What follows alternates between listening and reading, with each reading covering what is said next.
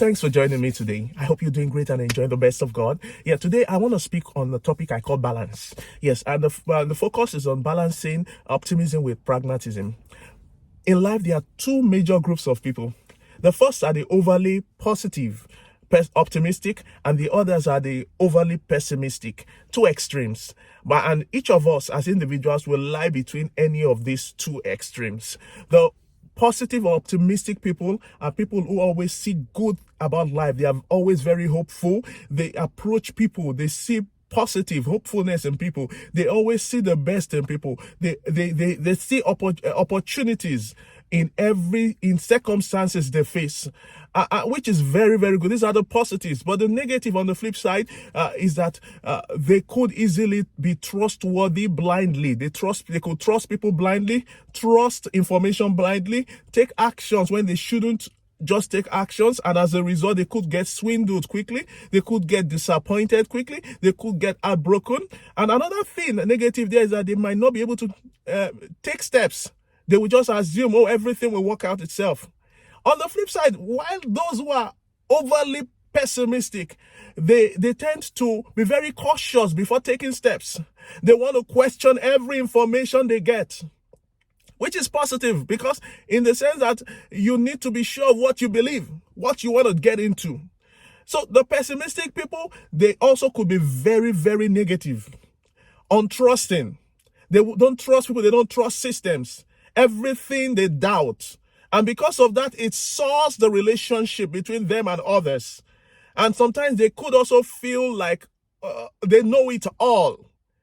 And also, at the same time, they could also lose out of opportunities because they want to be they want to just scrutinize everything. I'll give an example. An optimistic person probably would not feel fine, and eventually, health-wise, and would always say, I'm good, without taking steps to take care of that health concern, without praying, without seeking medical advice, without following healthy rules. While on the other side, the pessimistic people, they always want to be too detail-oriented.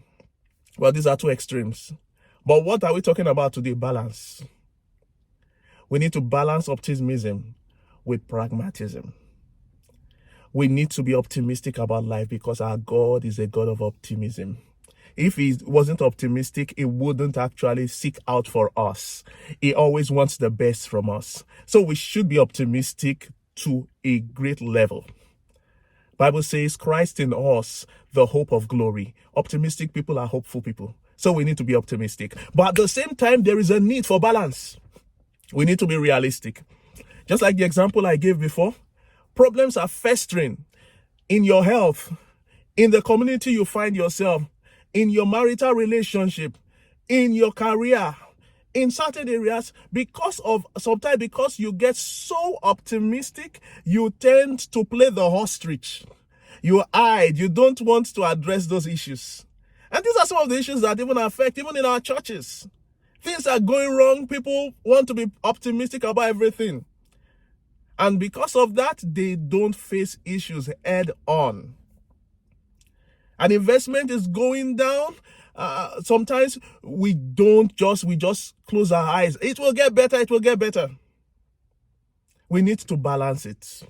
And that's where information comes in with realism. For us to be realistic about things, we need to be practical. We need to seek the right information. And as we do these things, work together, juxtapose them, balance things. That is the key thing. It will help us in every area of our life. In our financial management, in our marital life, in our career development, in our relationship with others, either in our community, in our places of work, in the church, in the religious organization, everywhere we find ourselves. Balancing optimism with realism, with pragmatism, would help us a lot and will make us to be more solution-oriented. So thank you so much for listening to me today. I pray for you that God will give you the strength, the wisdom to know what to do per time. Bible says of the men of Issachar, they knew what Israel ought to do, and their men were at their command. I pray for you and I pray for myself. May that grace be released upon our lives in Jesus' name. Thank you for listening to me. God bless you until we meet tomorrow. Keep on surviving, keep on thriving. God bless you. Bye.